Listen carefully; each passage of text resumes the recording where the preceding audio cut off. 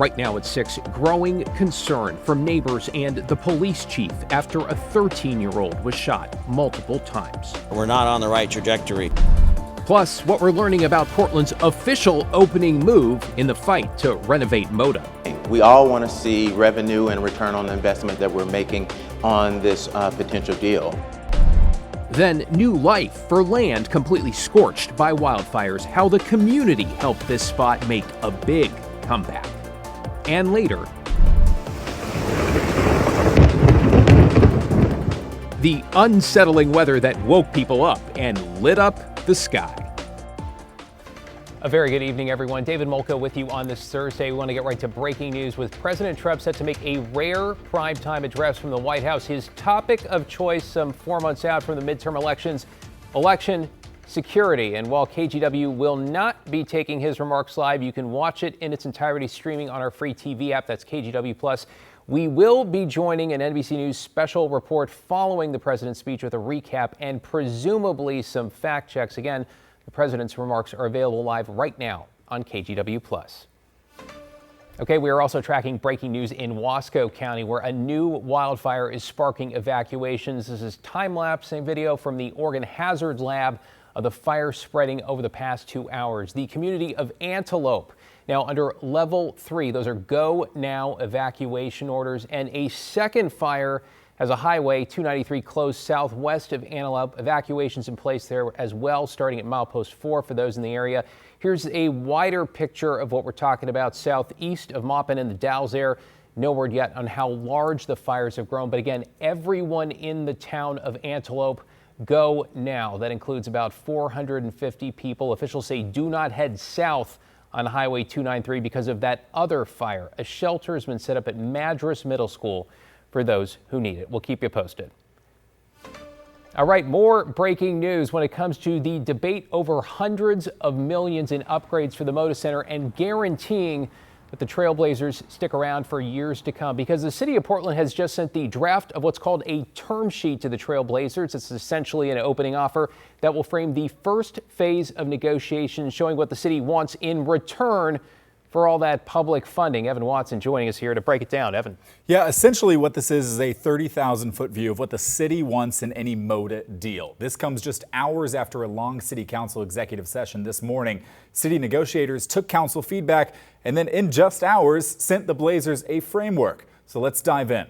Portland just shared this release saying a first draft term sheet is now in the Blazers' hands, calling it reasonable, fair, and focused on keeping the team in Portland.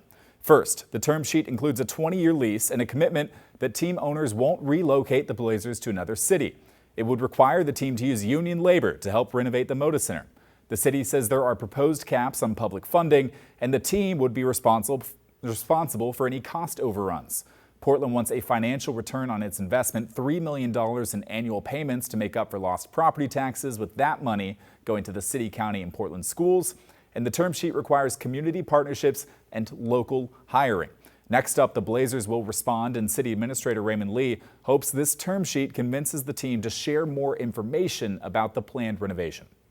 The city is making all efforts to make sure that the Blazers stay here, and this is the permanent home of the Portland Trail Blazers. But we also want to make sure whatever we put forth as it relates to an agreement with the Blazers, this is something that we truly all believe in and something that we can move forward in, and that we're getting that return on that investment, not only from a city perspective and the finances that are going into the deal, but also from a community aspect. So all of a sudden, things are moving quickly. Portland has an August 12th deadline for the City Council to vote on a finalized term sheet, which gives the city's negotiators and the Blazers a little less than a month to come to a high-level agreement. Finalizing any of the details would come after that. You know, you have to wonder about the urgency here, with NBA Commissioner Adam Silver earlier this week saying that negotiations had gone off track. He's the one the city has to show that they're serious about, right, when it comes to this. I got to hammer this point home here.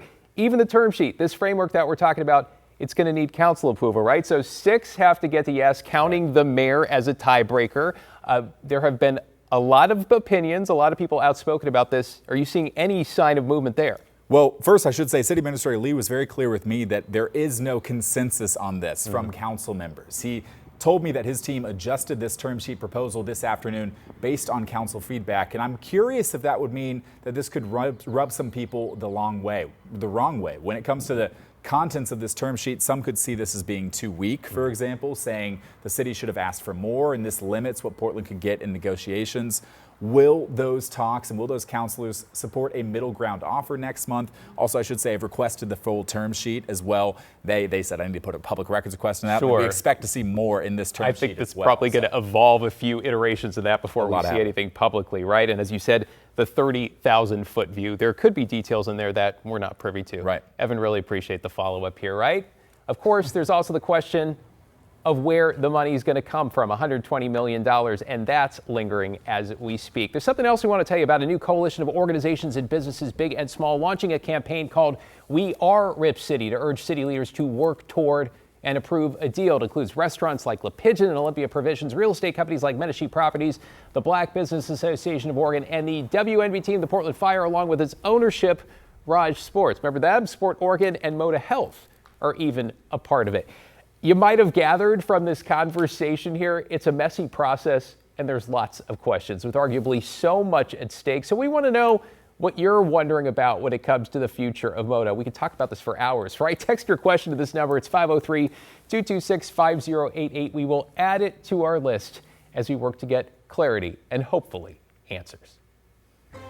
Okay, shifting gears. If you were up early or maybe got woken up by thunder and lightning, you're not alone. KGW viewers from across our region sharing some impressive videos and photos of a very stormy start to the day. I gotta say, I slept right through it. Celine Stevens is in for Matt. Thankfully, Celine, it appears to have calmed down. How's it looking tomorrow? David, definitely. It has. I also slept through it, but yeah, there was a lot of activity this morning, but tomorrow things are looking nice and warm. But right now, taking a live look at our sky camera in the Dalles, 72 degrees over there, so they're feeling relatively warm at the moment. You'll see gusts, though, up to 39 miles per hour. They are dealing with a wind advisory that will expire early tomorrow morning. But looking at what we were dealing with this morning, you know, we had all the thunderstorms and lightning, but that low pressure system that was bringing us that has moved on up to the north, as you'll see, leaving us here in Portland nice and dry and not dealing with that anymore. And so as we get into the rest of our evening and even trend toward the weekend, we're going to notice that that is no more. We're going to be dealing with sunshine and again warm temperatures. And so all through the weekend, lots of sun. By the time we get to Monday, that's when we'll have a little bit of a cloud layer over us, but that's when temperatures are also really going to start to heat up. But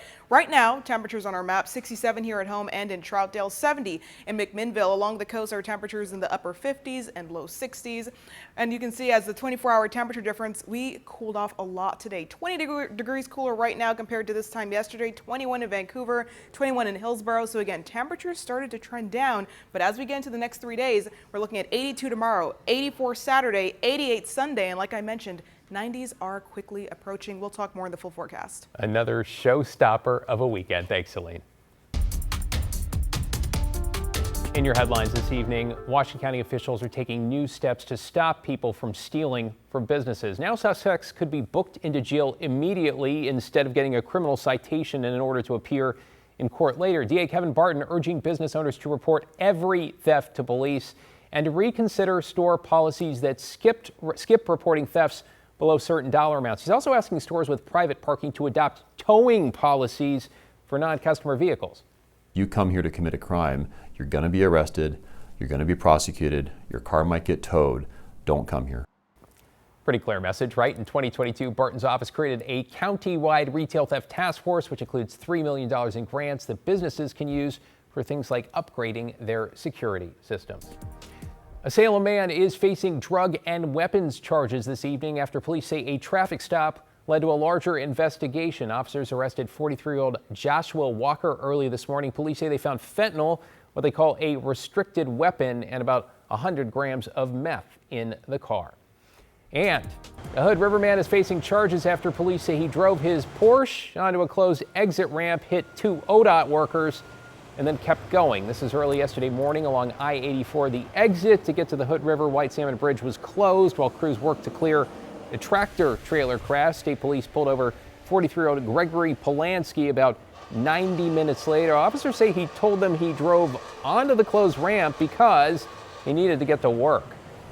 Those 10 minutes that it might take to go up to the next exit, turn around and come back, it's not more important than a life. I want to see every single one of my guys make it home at night. Every single one of them has families. And the last thing that I want to do is have to deal with calling their families. The workers were not seriously hurt. Polanski is now facing multiple charges, including assault, reckless driving, and hit and run. To new information this evening about a shooting that sent a 13-year-old boy to the hospital. Let's bring in John Adams live in St. John's after speaking with witnesses and neighbors who heard some of the gunshots. John, first of all, tell us, how's this teenager doing?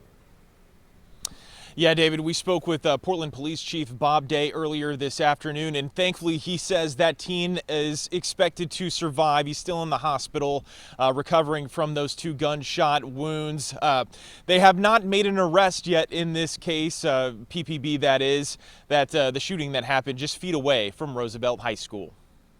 A quiet evening in St. John's interrupted by gunfire just before 9 p.m. Wednesday. I heard several pops in a row that didn't seem like fireworks to me. We spoke with 2 neighbors Thursday morning. They didn't want their faces to be shown on camera, but they described what they saw and heard. I heard a lot of small pops that I thought was kind of one of those fireworks that like spins around on the ground. It was probably 7 or 8 that I heard, and very quick succession of that. When Portland police officers arrived to North Burr Avenue near Roosevelt High School, they found a 13-year-old boy with multiple gunshot wounds. Officers gave him first aid before an ambulance took him to the hospital. Fortunately, I've received word that he is going to survive, or believe that he will survive, but he's on a long, long road to recovery. Portland Police Chief Bob Day discussed the shooting Thursday afternoon, saying detectives are following leads, but have so far not made any arrests. The chief concerned after the city saw its highest number of shootings in June in over a year and a half. I'm greatly concerned going forward this summer that we're not on the right trajectory. Neighbors worried that the shooting happened not only across the street from a high school, but so close to their homes. My kids are kind of in these front bedrooms too, so it doesn't feel great to hear all that going by. Not super fun for the neighborhood. Well, Chief Day says detectives are continuing to gather information on this shooting, and they ask anyone who has additional details to reach out to PPB. David? That's John Adams near Roosevelt High in North Portland. Thank you, John.